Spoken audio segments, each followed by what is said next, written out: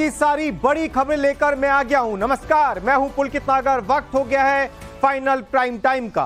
हर राज्य, हर जिले की सारी बड़ी खबरें आपको दिखाऊंगा। सबसे पहले आज बाढ़ बारिश से जुड़ी एक और खबर बहुत तेजी से वायरल होती रही पूरे दिन, जिसे पूरे देश ने देखा और जिसे देखकर विपक्ष और देश के लोग सवाल कर रहे हैं कि आखिर ऐसे कैसे हुआ।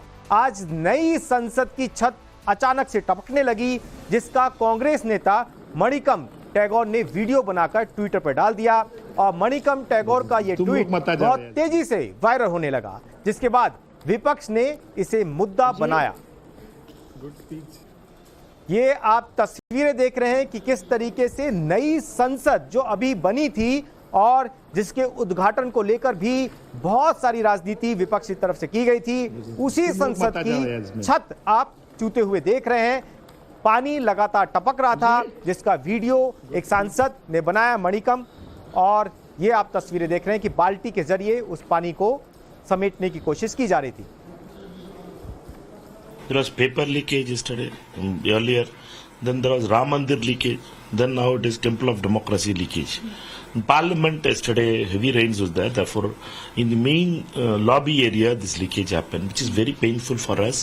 In a 80-year, 90-year-old building, when that happened, same thing happened. There was some kind of actions. Therefore, I had moved an adjournment motion today because this is a very serious issue. Therefore, I had moved an adjournment motion. Hope the Honorable Speaker accepts it and we have a discussion, find solutions to it. संसद की छत leak होने के मुद्दे को लेकर विपक्ष ने सरकार को जमकर घेरा, तो बीजेपी ने इस मामले में विपक्ष पर पलटवार किया। मैंने देखा संसद लीक हो गई है, बाहर पेपर लीक होता है, अंदर संसद लीक होती है, हर जगह लीक हो रहा है। मोदी है तो मुमकिन है, हर जगह लीक, हर जगह लीकेज, हर जगह रिश्वतखोरी। कुछ लोगों का मानसिक संतुलन लीक कर गया है। अब अगर कुछ लोगों का मानसिक संतुलन लीक कर जाए तो इसका इलाज तो कोई मानसिक चिकित्सक ही कर सकता है।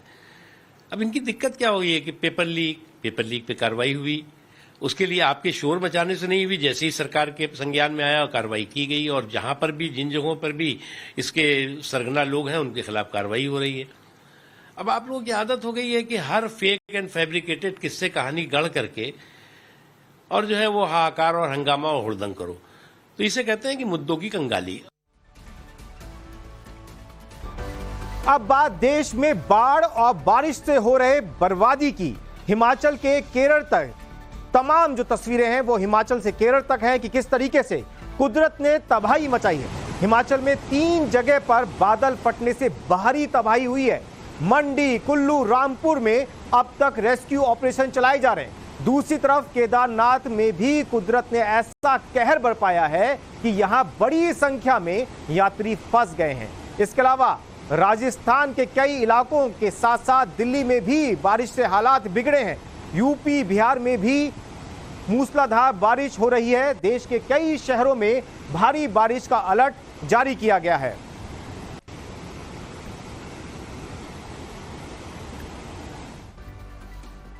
हिमाचल से आई सबसे बड़ी तस्वीर मैं आपको दिखाता हूं। यहां बादल फटने से भारी तबाही मची है। कुल्लू से डराने वाली वीडियो सामने आ रही है। यहां सैलाब के चलते सब्जी मंडी में एक इमारत ढह गई। कुल्लू के भूतल रोड पर बनी करीब 4 मंजिला इमारत चंद सेकंड में जमींदोज हो गई। देखते ही देखते बिल्डिंग नीचे गिर गई। इसके बाद मौके पर अफरा तफरी मच रही। बिल्डिंग के गिरने का वीडियो मौके पर मौजूद लोगों ने कैमरे में कैद कर लिया। आपको बता देते हैं कि हिमाचल में आज 3 जगहों पर बादल फटे हैं, जिसके बाद 4 लोगों की मौत हो गई, जबकि 50 से ज्यादा लोग लापता बताए जा रहे हैं।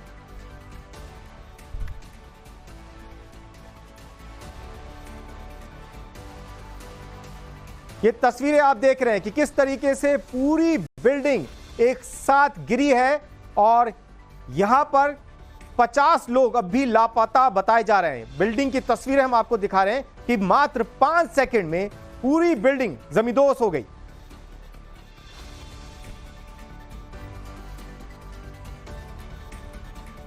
कुल्लू से ही हैरान करने वाली एक और तस्वीर आपके सामने रखूंगा कि पहाड़ से सैलाब की तबाही मचा देने वाली एक तस्वीर देखिए कि पूरी बिल्डिंग को ही निगल गया ये सैलाब और किस तरीके से पूरा का पूरा ये इमारत जो थी वो गिर गई। पानी के सामने चारों तरफ पानी पानी आप देख रहे हैं और इसी तरीके के हालात कि चंद सेकंडों में किस तरीके से तबाही मची है ये आप देख रहे हैं। ये कुल्लू की है जहां पर पानी पानी और सिर्फ पानी।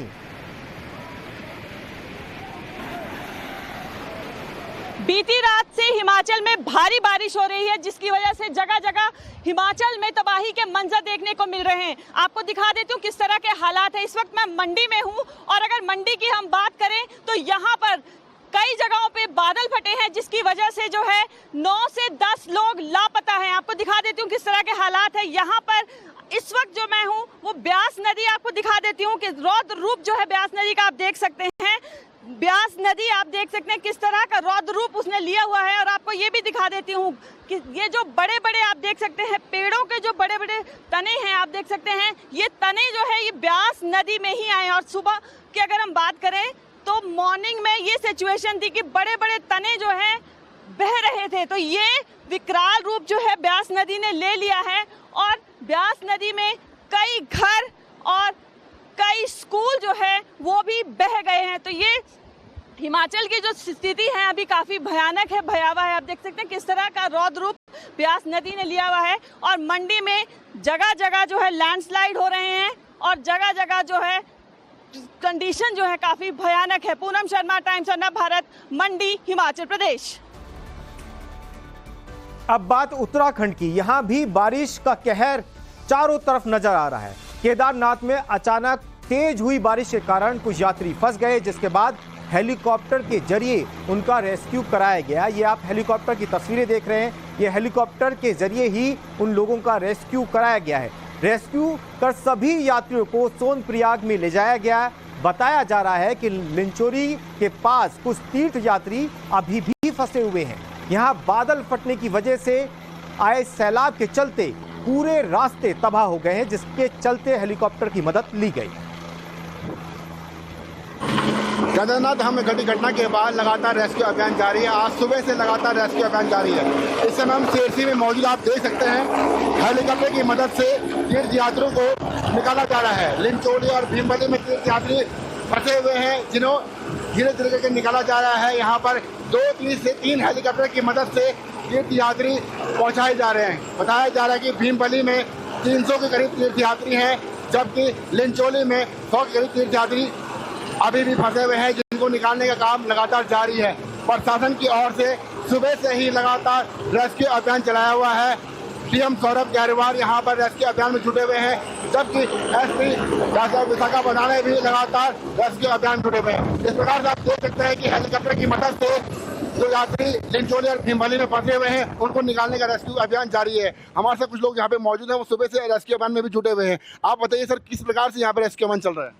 देखो रेस्क्यू सवेरे 6:15 बजे यहाँ पे जब हमारे प्रशासन की टीम आ गई थी, हमारे सारे कार्यकर्ता जैसे सारे स्वयं सेवक आ गए थे, सारे लोकल लोग यहाँ पे आ गए थे और रात से ही जैसे वहाँ पे जो है पानी का बहाव ज़्यादा हो गया था और उसको देखते हुए सभी लोग हम रात से ही जो है नज़र बनाए हुए हैं।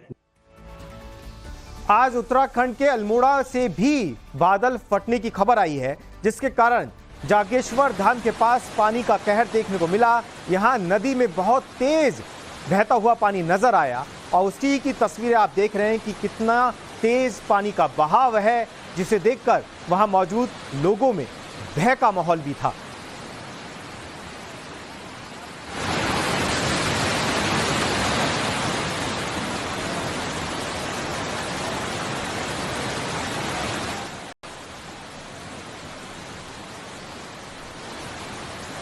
अब आपको दिखाते हैं अहमदाबाद की वो हालत जो यहां के आधे से ज्यादा बारिश के कारण पैदा हुई है।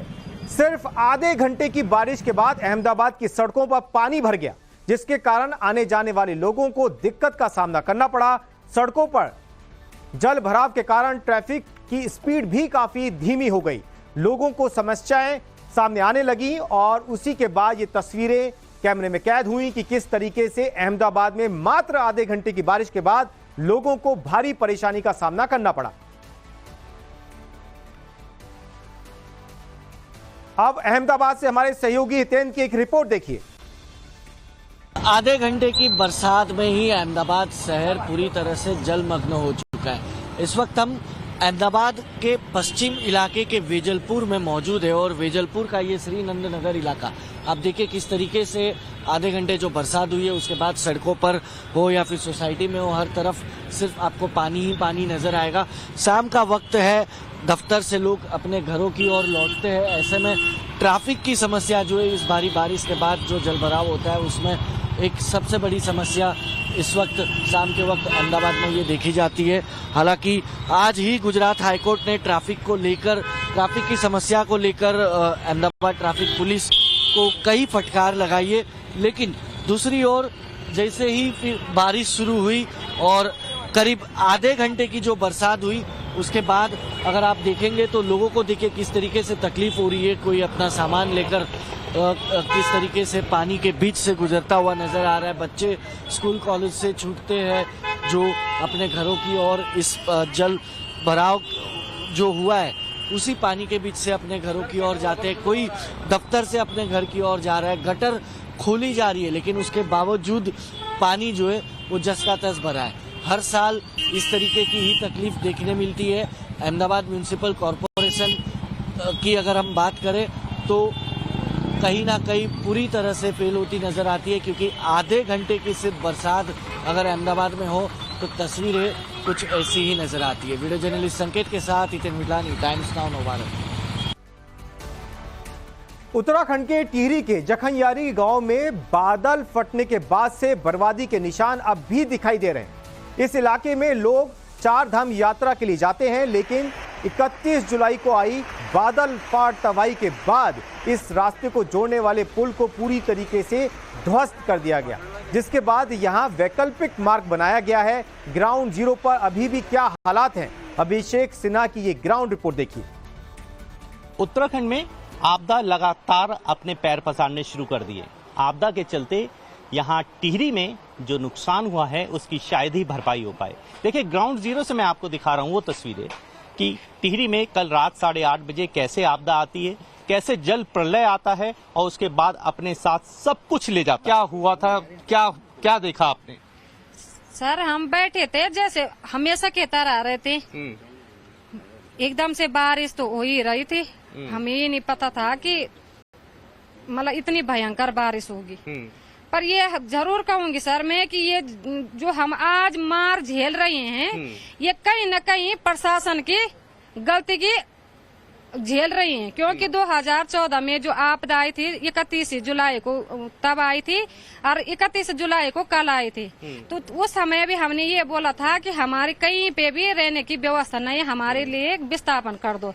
तो उस समय आश्वासन दिया सरकार ने हमें और कुछ नहीं मिला। हमें थोड़ा बहुत दिया भी होना तो हमने पेंटिंग पुंटिंग करके जब हमारे लिए कहीं रहने के लिए जगह नहीं थी तो हम यहीं पे रहे। अच्छा ये बताइए कि कल जब आपदा आती है तो आप उस समय कहाँ पे मौजूद थे? थोड़ा सा बताइए। मौजूद थे, हम घर के अंदर मौजूद थे। थोड़ा सा घर भी दिखाना चाहेंगे हम आपको किस तरह से देखिए हालात है यहाँ पे। पूरा जो गार्ड में घुस चुका है इनके घर के कमरे के अंदर। ये देखिए आप अंदर देखिए किस तरह से गार्ड अंदर घुस गया और इन लोगों ने किसी तरह बाहर निकलकर, पानी हो गया था इनके कमरे में, इन्होंने किसी तरह बाहर निकलकर अपनी जान बचाई। कितने लोग उस समय मौजूद थे आपके घर में?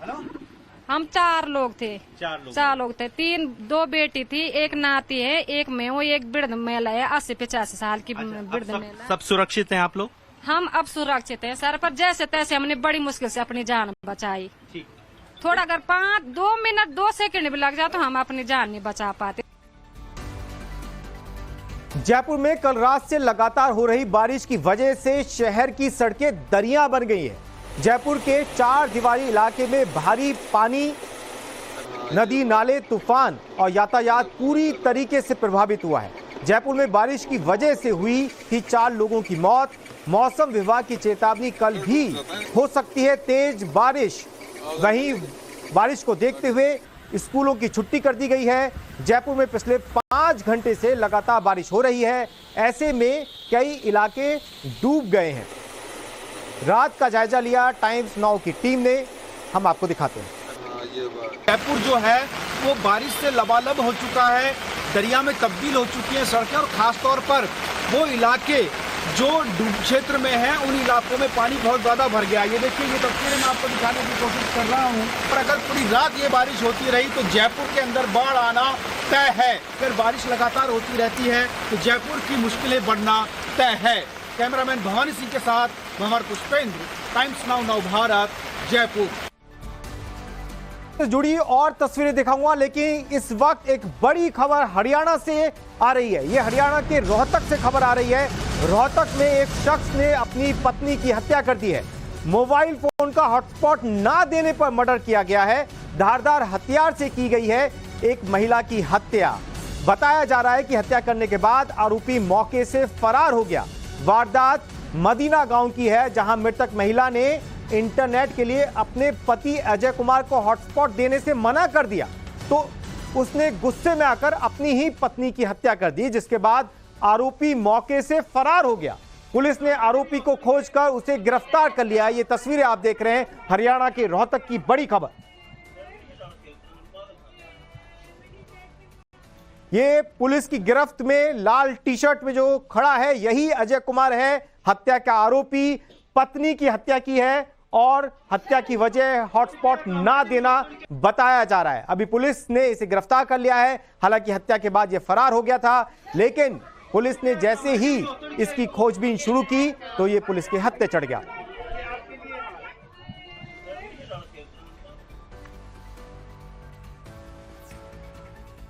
अब बात राजस्थान के जयपुर में बाढ़, बारिश और कोहराम की।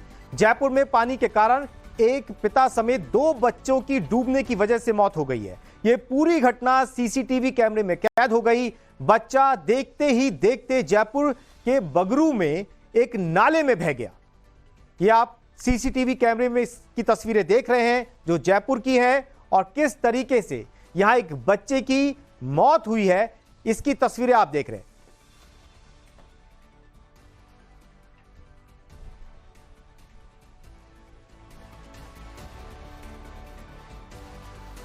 ये तस्वीरें आपने देखी राजस्थान की, और दूसरी तस्वीरें भी राजस्थान के करौली की बारिश से बेहाल करने वाली तस्वीरें हैं। यहां करौली में बारिश से कई इलाके जलमग्न हो गए। सड़कों पर 3 फीट तक पानी भरा हुआ है, बांधों पर पानी है, ओवरफ्लो कई जगह नजर आ रहा है। बारिश के चलते तमाम रास्ते और सड़कों पर कई फीट तक पानी भरा हुआ है। बारिश के कारण स्कूल, दुकानें, चौराहे सब जलमग्न हो गए हैं, जिससे लोगों को भारी परेशानी का सामना करना पड़ रहा है।